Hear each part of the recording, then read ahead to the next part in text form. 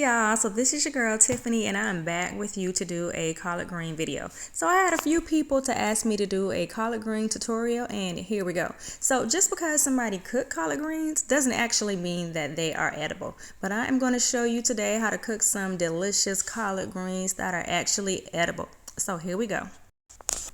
So the next thing you got to do, you got to purchase your greens. You can get a bunch. You can get them in pre-cut bags. I mean, they got collard greens, mustard greens, whatever your heart desires, they got them. These pre-cut bags are a lifesaver. I wish I would have invented that.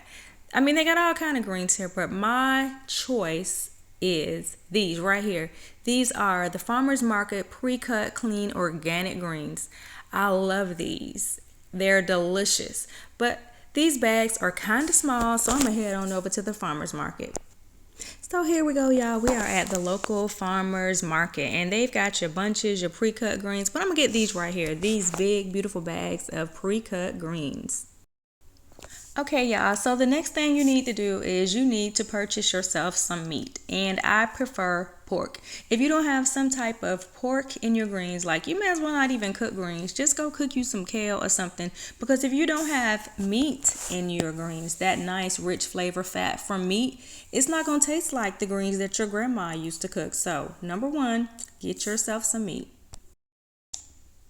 Okay, so when you're talking about meat, you got a few options. You can get smoked neck bones, which have lots of flavor, but for me, they have too many bones. I don't like a lot of bones in my greens. Your next option is ham hocks. Ham hocks taste like ham, lots of good flavor, but lately the skin on ham hocks have been a little too tough. My number one favorite, fresh pigtails. I'm talking about they're going to give you that flavor like grandma greens. Love it. If you can't find fresh pigtails, get you some smoked pigtails. Still full of flavor, nice, good, rich meat. Okay, y'all, so you see I got my 2 bags of pre-cut clean greens from the farmers market. Beautiful. And I also got me 2 packs of smoked pigtails. They didn't have fresh, but they got smoked. Okay, y'all, so now it's time to cook your meat. And when you're dealing with meat and greens, you've got 2 types of people. You've got that one person that doesn't mind their meat cooking up all over their greens. And then you got people like me. Whatever meat that I'm using in my greens, I do not like it to cook up. So see these pigtails? I want them to stay whole. So don't judge me, but what I'm going to do is I'm going to rinse them off. I'm going to put them in my pan, fill it about halfway with water, seal it with foil, and I'm going to bake these in the oven until they are done.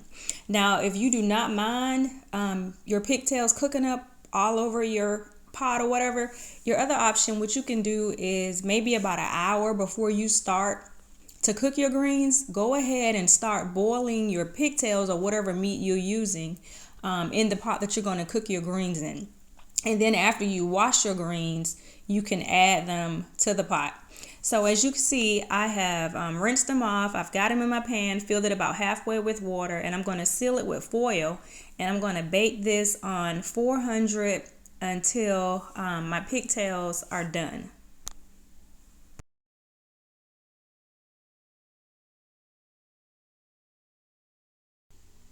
Okay, y'all, so I know these greens are pre-cleaned, but I am still going to wash them at least twice. And before I do that, I need to clean my sink. Now, if you don't clean this sink, I'm telling you, if I don't clean this sink, my grandma, she gonna flip in her grave. Your grandma gonna have a fit. So clean this sink thoroughly. Make sure there's no debris of any kind left in your sink, and prepare your sink for cleaning your greens.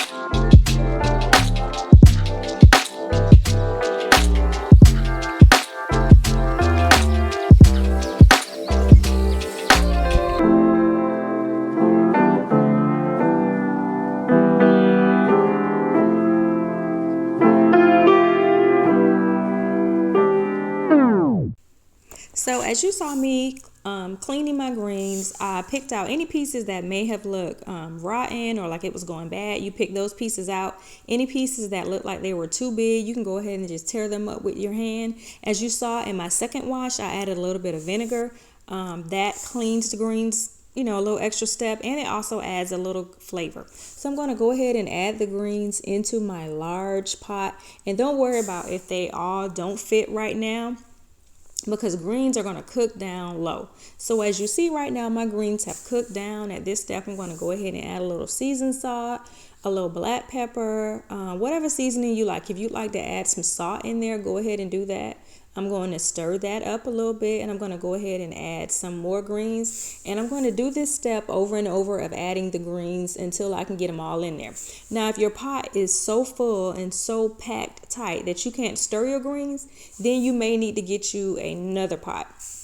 But I was able to get all of these greens into this pot, so I'm going to stir them, and I'm going to add the remaining of my greens. Now, usually in my greens, I like to add a little bacon fat.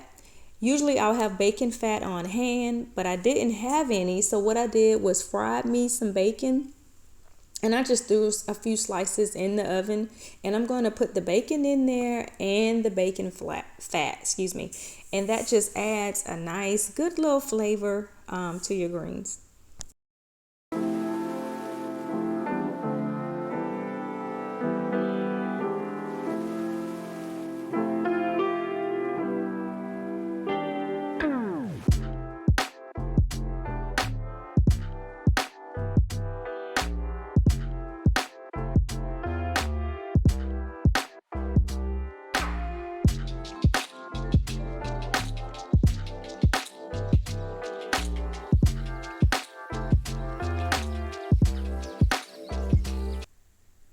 So I took my pigtails out of the oven, and I'm going to check them to see if they are done.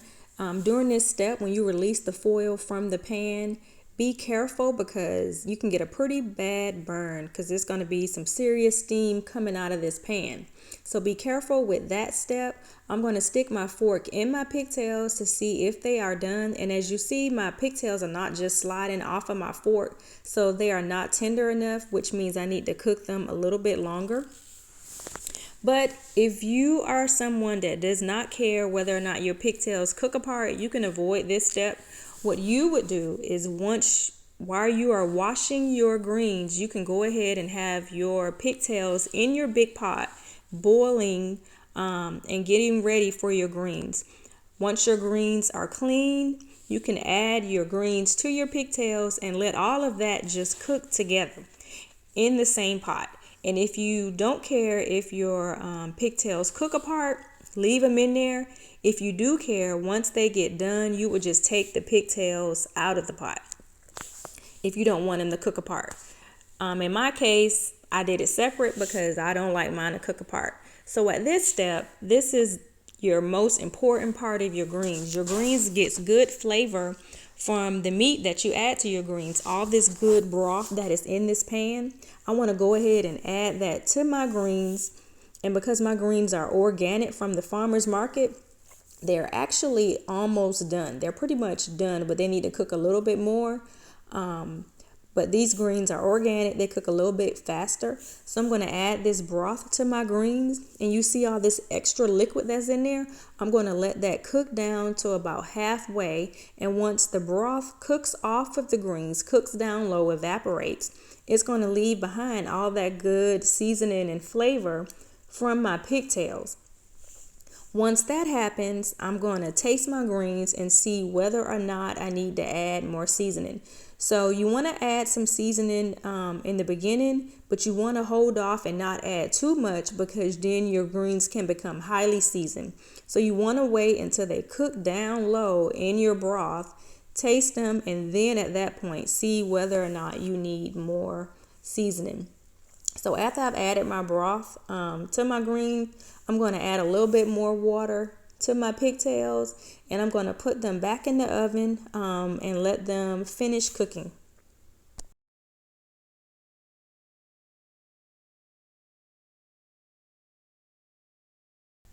So my greens have cooked down As you can see, they've cooked down low, and the amount of liquid you leave in your greens, that's up to you. Some people like a lot of liquid in their greens. Some people like a small amount of liquid in their greens. That's up to you. You just want to make sure that your greens are done, and you want to make sure that they are seasoned well. So you saw me taste the greens off camera. At some point I did add a little bit more seasoning to my greens,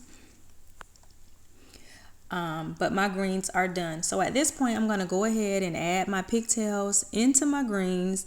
I'm going to stir them up, and I'm going to let my greens cool, because what I do is I cook large batches of greens and then I freeze them. And then my family, at any time when we get ready, we are able to have us a nice serving of greens with our meal.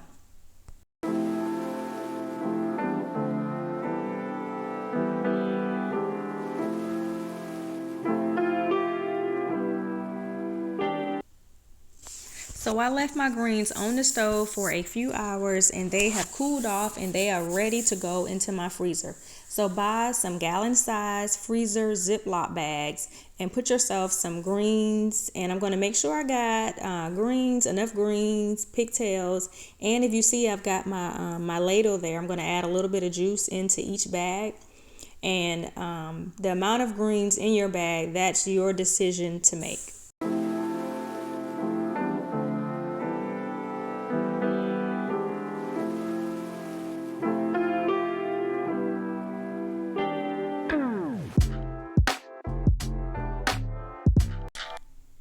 So you can see I've got my greens bagged up. I think I've got about 5 bags, and I've marked on each bag the date that I prepared the greens. I've got the greens in this pan because if you have ever frozen anything in your freezer in Ziploc bags and it gets stuck frozen in between the shelves, it is not a good thing. So make sure you have your bags in a pan or a bowl of some sort.